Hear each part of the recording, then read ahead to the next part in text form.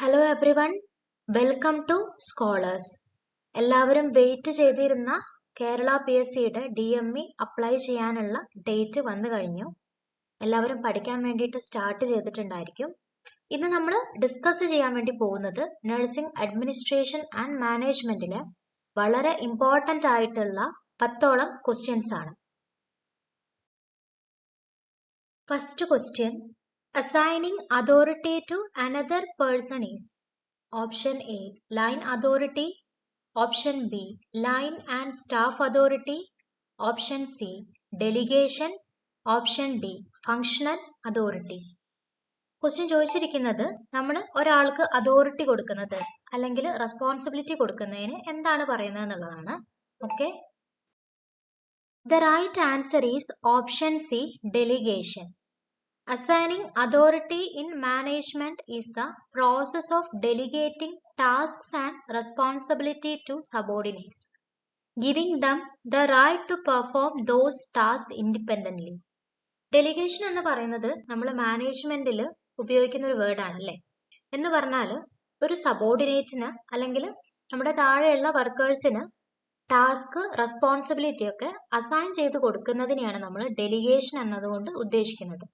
അല്ലെങ്കിൽ ഓരോ ടാസ്കും independently perform ചെയ്യാൻ വേണ്ടിയിട്ട് അവർക്ക് അതിനുള്ള റൈറ്റ് കൊടുക്കുന്നതിനെയാണ് ഡെലിഗേഷൻ എന്ന് പറയുന്നത്. Okay, delegation is the process of assigning task, decision making authority and responsibility to other team members. നമ്മളെ കൂടെയുള്ള ടീം മെമ്പേഴ്സിന് അല്ലെങ്കിൽ സബോർഡിനേറ്റ്സിന് ഒരു ഡിസിഷൻ എടുക്കാൻ ആവശ്യമായിട്ടുള്ള ഒരു റെസ്പോൺസിബിലിറ്റിയോ അല്ലെങ്കിൽ അതോറിറ്റിയോ അല്ലെങ്കിൽ അവർക്ക് വ്യത്യസ്തങ്ങളായ ടാസ്ക് നമ്മൾ അസൈൻ ചെയ്ത് കൊടുക്കുന്നതിനെയാണ് ഡെലിഗേഷൻ എന്ന വേർഡ് കൊണ്ട് ഉദ്ദേശിക്കുന്നത്. Second question, sharing authority responsibility with others and holding them accountable for performance is called leading, organizing, controlling, delegation. ഇപ്പൊ ചോദിച്ചിരിക്കുന്നത് ഒരു റെസ്പോൺസിബിലിറ്റി അല്ലെങ്കിൽ ഒരു ഉത്തരവാദിത്വം അല്ലെങ്കിൽ ഒരു പെർഫോമൻസിന്റെ അക്കൗണ്ടബിലിറ്റി ഒരാൾക്ക് കൊടുക്കുന്നതിന് എന്താണ് പറയുന്നത് എന്നുള്ളതാണ് ചോദിച്ചിരിക്കുന്നത്.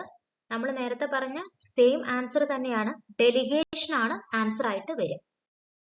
Right answer is option D delegation. ഒരാൾക്ക് റെസ്പോൺസിബിലിറ്റി അല്ലെങ്കിൽ അവർക്ക് ടാസ്ക് അസൈൻ ചെയ്ത് കൊടുക്കുന്നതിനെ നമ്മൾ ഡെലിഗേഷൻ എന്ന് പറയുന്നു. Next question, a nurse should delegate task to option A someone who she trusts, option B someone who is competent, option C someone who works with you regularly, option D someone who is your co-worker. ചോദിച്ചിരിക്കുന്നത് as A nurse നമ്മൾ ഒരാൾക്ക് duties delegate ചെയ്ത് കൊടുക്കുമ്പോൾ ആർക്കായിരിക്കും നമ്മൾ duty delegate ചെയ്ത് കൊടുക്കുന്നത് എന്നുള്ളതാണ്. The right answer is someone who is competent. അല്ലെ, ഒരു ജോലി നമ്മൾ ഒരാളെ ഏൽപ്പിക്കുമ്പോൾ അല്ലെങ്കിൽ ഒരു ടാസ്ക് നമ്മൾ ഒരാളെ ഏൽപ്പിക്കുന്ന സമയത്ത് അവർക്ക് അത് ചെയ്യാനുള്ള കോമ്പിറ്റൻസി ഉണ്ടോ അല്ലെങ്കിൽ അവർ എഫിഷ്യന്റ് ആണോ അല്ലെങ്കിൽ ആ ഒരു ടാസ്ക് നിർവഹിക്കാൻ അവർക്ക് പറ്റുമോ എന്നുള്ളതാണ് നമ്മൾ ആദ്യം നോക്കുന്നത്. So the right answer is someone who is competent. Fourth question, all these are rights of delegation except option A right place, option B right task, option C right person, option D right time. അപ്പോൾ ചോദിച്ചിരിക്കുന്നത് താഴെയുള്ള എല്ലാം നമ്മൾ ഡെലിഗേഷനുമായിട്ട് related ആയിട്ടുള്ള rights ആണ്. അപ്പോൾ ഒന്ന് ഇതിൽ ഉൾപ്പെടാത്തതുണ്ട്, ഏതാണെന്നാണ് ചോദിച്ചിരിക്കുന്നത്. The right answer is right place. അപ്പൊ നമുക്ക് ഡെലിഗേഷന്റെ കുറച്ച് റൈറ്റ്സ് ഉണ്ട്, അതൊന്ന് ജസ്റ്റ് പെട്ടെന്ന് നോക്കി പോവാം. അപ്പം സാധാരണയായിട്ട് 5 റൈറ്റ്സ് ആണ് നമ്മൾ പറയുന്നത്. ഫസ്റ്റ് റൈറ്റ് എന്ന് പറയുന്ന റൈറ്റ് ടാസ്ക് ആണ്. Second right time or circumstances, right person, right direction or communication, right supervision or feedback. അപ്പൊ ഇത്രയാണ് ഡെലിഗേഷന്റെ റൈറ്റ്സ് ആയിട്ട് നമ്മൾ പറയുന്നത്. Next question, delegation of authority from one central source to different people is known as centralization, decentralization, span of control, directing. ചോദിച്ചിരിക്കുന്നത് നമ്മളൊരു authority, ഒരു delegation അല്ലെങ്കിൽ ഒരു വർക്ക് നമ്മൾ സെൻട്രൽ സോഴ്സിൽ നിന്ന് ഡിഫറെന്റ് ആയിട്ടുള്ള ആൾക്കാരിലോട്ട് അസൈൻ ചെയ്ത് കൊടുക്കുന്നതിന് എന്താണ് പറയുന്നത് എന്നുള്ളതാണ് ചോദിച്ചിരിക്കുന്നത്. The right answer is decentralization. ഇപ്പൊ എന്താണ് ഡീസെൻട്രലൈസേഷൻ എന്ന് നമുക്ക് നോക്കാം. It is the process by which the activities of an organization are distributed or delegated from a central authoritative location or group to different people of organization. വളരെ simple ആയിട്ട് നമ്മൾ പറയുകയാണെങ്കിൽ പലതരത്തിൽ ഒരു ഓർഗനൈസേഷനിൽ പലതരത്തിലുള്ള ആക്ടിവിറ്റീസ് ഉണ്ടായിരിക്കും അല്ലെ. അത് നമ്മളൊരു സെൻട്രൽ അതോറിറ്റിയിൽ നിന്ന് ബാക്കിയുള്ള ഡിഫറെന്റ് ആൾക്കാരിലോട്ട് അസൈൻ ചെയ്ത് കൊടുക്കുകയാണെങ്കിൽ അതിനെയാണ് ഡീസെൻട്രലൈസേഷൻ എന്ന് പറയുന്നത് അല്ലെ. അതായത് ഒരു സെൻട്രൽ ഒരു അതോറിറ്റേറ്റീവ് ലൊക്കേഷൻ ഉണ്ടായിരിക്കും, അല്ലെങ്കിൽ ഒരു സെൻട്രൽ അതോറിറ്റി ഉണ്ടായിരിക്കും, അവരുടെ അടുത്തുനിന്ന് ഡിഫറെന്റ് ആയിട്ടുള്ള പീപ്പിളിലോട്ട് ഡിസ്ട്രിബ്യൂട്ട് ചെയ്ത് കൊടുക്കുന്നു അല്ലെ. അതോറിറ്റി അല്ലെങ്കിൽ ഉത്തരവാദിത്തങ്ങൾ അല്ലെങ്കിൽ ജോബ് റെസ്പോൺസിബിലിറ്റീസ് ഒക്കെ അല്ലെങ്കിൽ ജോലികൾ നമ്മൾ ഡിഫറെന്റ് ആയിട്ടുള്ള ആൾക്കാരിലോട്ട് ഓർഗനൈസ് ചെയ്തെടുക്കുന്നു. എവിടെ നിന്നാണ്? ഒരു സെൻട്രൽ അതോറിറ്റിയിൽ നിന്ന്. ഓക്കെ, അതിനെയാണ് ഡീസെൻട്രലൈസേഷൻ എന്ന് ഉദ്ദേശിക്കുന്നത്. Next question. The number of people directly reporting to any one manager or officer is known as span of control, centralization, scalar chain, line of organization. ചോദിച്ചിരിക്കുന്നത് ആൾക്കാർ മാനേജർ ഏതെങ്കിലും ഒരു മാനേജറിന്റെ അടുത്ത് ഡയറക്ട്ലി റിപ്പോർട്ട് ചെയ്യുകയാണെങ്കിൽ അതിന് എന്താണ് പറയാന്നുള്ളതാണ് അല്ലെ. നമ്പർ ഓഫ് പീപ്പിൾ, കുറച്ച് ആൾക്കാർ ഒരു മാനേജറിന്റെ അടുത്ത് ഡയറക്ട്ലി റിപ്പോർട്ട് ചെയ്യുകയാണെങ്കിൽ അതിനെന്താണ് പറയുന്നത്? The right answer is span of control. അപ്പൊ എന്താണ് സിമ്പിൾ ആയിട്ട് സ്പാൻ ഓഫ് കൺട്രോൾ എന്ന് പറഞ്ഞാല്? Span of control means number of subordinates under a manager direct control അല്ലെ. ഒരു മാനേജറിന്റെ ഡയറക്റ്റ് കൺട്രോളിലുള്ള എത്ര സബോർഡിനേറ്റ്സ് ഉണ്ട് അതിനെയാണ് സ്പാൻ ഓഫ് കൺട്രോൾ എന്ന് പറയുന്നത് കൊണ്ട് ഉദ്ദേശിക്കുന്നത്. അല്ലെങ്കിൽ ഒരു മാനേജർ എത്ര ആൾക്കാരെ ഡയറക്ട്ലി കൺട്രോൾ ചെയ്യുന്നുണ്ട്, അല്ലെങ്കിൽ ഒരു മാനേജറിന്റെ അണ്ടറിൽ എത്ര സബോർഡിനേറ്റ്സ് ഉണ്ട് അവരെ മാനേജർ ഡയറക്ട്ലി കൺട്രോൾ ചെയ്യുന്നുണ്ടെങ്കിൽ അതിനെ നമുക്ക് സ്പാൻ ഓഫ് കൺട്രോൾ എന്ന് പറയാം. അല്ലെങ്കിൽ ഒരു മാനേജറിന്റെ അണ്ടറിലുള്ള അവരെ ഡയറക്റ്റ് കൺട്രോളിലുള്ള എത്ര സബോർഡിനേറ്റ്സ് ഉണ്ടോ അതിനെ നമുക്ക് സ്പാൻ ഓഫ് കൺട്രോൾ എന്ന് പറയാം. Next question. Number of subordinates an administrator can control or supervise is known as unity of command, span of control, delegation, hierarchy. The right answer is span of control. അപ്പൊ നമ്മൾ നേരത്തെ പറഞ്ഞ കാര്യം തന്നെയാണ് ഈ ഒരു പിക്ചറിലൂടെ നമുക്കത് മനസ്സിലാവും അല്ലെ. ഇവിടെ ഒരു മാനേജറെ കാണിക്കുന്നുണ്ട് ഈ ഒരു പിക്ചറിൽ, അതുപോലെ അവരുടെ സബോർഡിനേറ്റ്സിനെ കാണിക്കുന്നുണ്ട് അല്ലെ. അപ്പൊ ഈ ആളുടെ കയ്യിൽ ഒരു ലിവർ ഉണ്ട്, കൺട്രോളിങ് ലിവർ ഉണ്ട് അല്ലെ. ഈ പിക്ചർ കൊണ്ട് തന്നെ എന്താണ് ഉദ്ദേശിക്കുന്നത്? ഈ ഒരു മാനേജറിന്റെ അണ്ടറിൽ അവരെ ഡയറക്റ്റ് കൺട്രോളിൽ എത്ര ആൾക്കാർ, അവർ ഡയറക്ട്ലി എത്ര സബോർഡിനേറ്റ്സിനെ കൺട്രോൾ ചെയ്യുന്നുണ്ട് എന്നുള്ളതാണ് ഈ ഒരു പിക്ചർ എന്ന് നമുക്ക് മനസ്സിലാവുന്നത്. സോ സ്പാൻ ഓഫ് കൺട്രോൾ എന്ന് പറഞ്ഞാൽ the number of subordinates that manager or supervisor can efficiently and effectively manage or control. ഒരു മാനേജറിന് എത്ര സബോർഡിനേറ്റ്സിനെ അല്ലെ അവരുടെ അണ്ടറിലുള്ള എത്ര സ്റ്റാഫിനെ എഫിഷ്യന്റ് ആയിട്ട് എഫക്റ്റീവ് ആയിട്ട് ഡയറക്റ്റ് കൺട്രോൾ ചെയ്യാൻ പറ്റുമോ അതിനെയാണ് സ്പാൻ ഓഫ് കൺട്രോൾ എന്ന വേർഡ് കൊണ്ട് ഉദ്ദേശിക്കുന്നത്. An activity of influencing people to strive willingly towards a goal achievement is supervision, leadership, motivation, power of influence.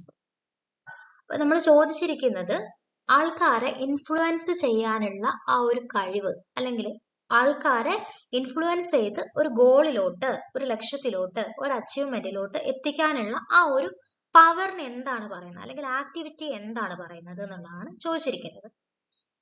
The right answer is leadership അല്ലെ. നമ്മൾ പറയും ലീഡേഴ്സ് എപ്പോഴും അവരെ ഫോളോ ചെയ്യുന്ന ആൾക്കാരെ ഇൻഫ്ലുവൻസ് ചെയ്യുന്ന ആൾക്കാരാണ് അല്ലെ.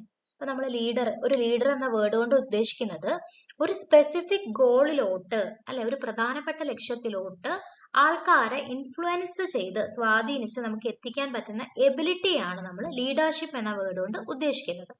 So leadership is the ability to influence people towards attainment of a specific goal. അല്ലെങ്കിൽ ആരാണ് ഒരു ലീഡർ? ലീഡർ എന്ന് പറഞ്ഞാൽ മറ്റുള്ള ആൾക്കാരെ ഇൻഫ്ലുവൻസ് ചെയ്യാൻ കഴിയുന്ന ആൾക്കാരായിരിക്കണം അല്ലെ.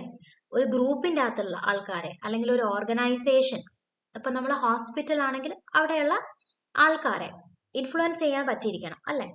നമുക്ക് ഒരു ഓർഗനൈസേഷനിൽ ഗോൾ ഉണ്ടായിരിക്കും, ഒരു ലക്ഷ്യം ഉണ്ടാവും. എല്ലാ ഓർഗനൈസേഷനിലും ഒരു ഗോൾ ഉണ്ടായിരിക്കും അല്ലെ. ആ ഒരു ഗോൾ അച്ചീവ് ചെയ്യാന്നുള്ളതിലാണ് അവരെ വിജയം ഇരിക്കുന്നത്. ഒരു ലീഡറിന്റെ പ്രത്യേകത എന്ന് പറയുന്നത് അദ്ദേഹത്തിന് ചുറ്റുമുള്ള ആൾക്കാരെ ഇൻഫ്ലുവൻസ് ചെയ്യാൻ പറ്റിയിരിക്കണം, ആ ഒരു ഗോളിലേക്ക് എത്തിക്കാൻ വേണ്ടിയിട്ട് കൂടെ ഉള്ള എബിലിറ്റി ഉണ്ടായിരിക്കണം. So A leader is any person who influences individuals and groups within an organization, helps them in the establishment of goals and guides them toward achievement of those goals, thereby allowing them to be effective. ഇതാണ് ലീഡർഷിപ്പിനെ കുറിച്ച് പറയാനുള്ളത്.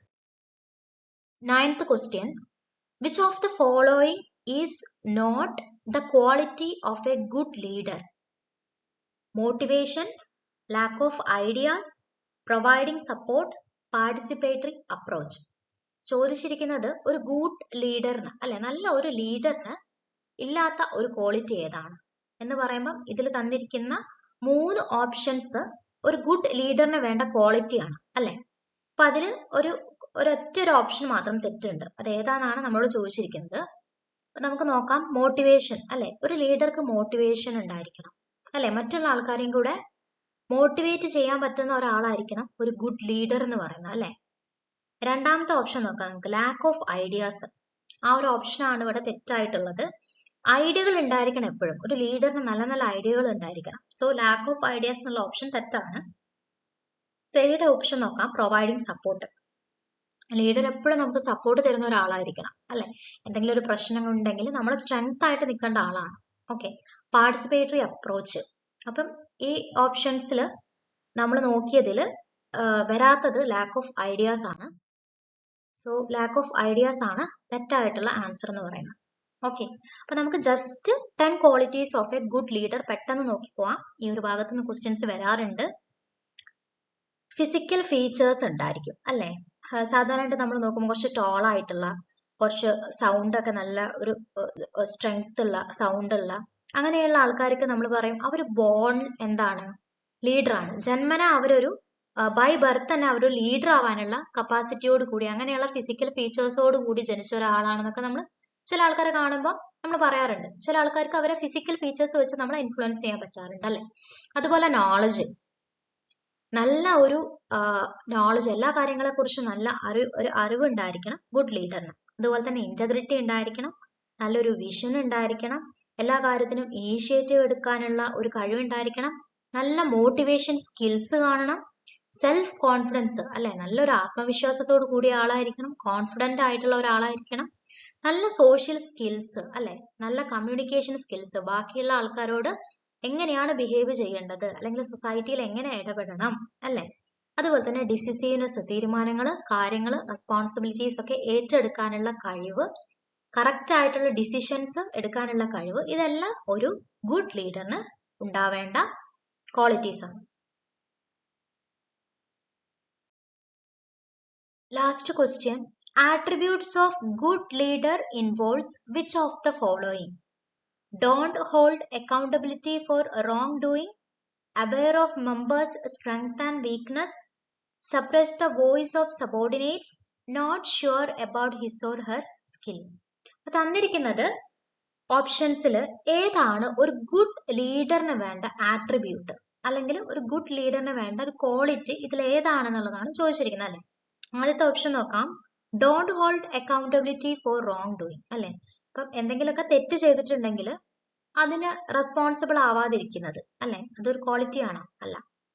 അടുത്തത് നമുക്ക് നോക്കാം, aware of members strength and weakness അല്ലെ, അത് ശരിയായിട്ടുള്ള ഒരു ഓപ്ഷൻ ആണ്. കൂടെയുള്ള ആൾക്കാരുടെ അല്ലെങ്കിൽ മെമ്പേഴ്സിന്റെ സ്ട്രെങ്ത് എന്തൊക്കെയാണ് അല്ലെ, അവരെ പോസിറ്റീവ് ആയിട്ടുള്ള കാര്യങ്ങൾ എന്തൊക്കെയാണ് അവരെ വീക്ക്നെസ്, എന്തൊക്കെ നെഗറ്റീവ് കാര്യങ്ങൾ അവർക്കുണ്ട് അല്ലെങ്കിൽ അവരുടെ വീക്ക്നെസ് എന്തൊക്കെയാണ്, അതിനെ കുറിച്ചിട്ട് അവെയർ ആയിരിക്കണം. Suppress the voice of subordinates അല്ലെ, നമ്മുടെ കൂടെയുള്ള ആൾക്കാർ അല്ലെങ്കിൽ നമ്മുടെ സബോർഡിനേറ്റ്സ്, നമ്മളെ ഫോളോവേഴ്സ് ഒക്കെ എന്തെങ്കിലും പറയുമ്പം അവർ പറയുന്ന കാര്യത്തിനെ സപ്രസ് ചെയ്യുക, അത് നല്ലൊരു ബിഹേവിയർ അല്ല അല്ലെ, അല്ലെങ്കിൽ നല്ലൊരു ക്വാളിറ്റി അല്ല. സോ ആ ഒരു ഓപ്ഷനും തെറ്റാണ്. Not sure about his or her skill അല്ലെ. അപ്പൊ സ്വന്തം സ്കിൽ എന്തൊക്കെയാണ്, സ്വന്തം കഴിവുകൾ എന്തൊക്കെയാണെന്നുള്ളതിനെ കുറിച്ച് അറിവില്ലായ്മ അല്ലെ. അപ്പൊ ഇതിൽ ഏതാണ് നല്ലൊരു ആട്രിബ്യൂട്ട് ആയിട്ടുള്ളത്? aware of members strength and weakness. The right answer is aware of members strength and weakness.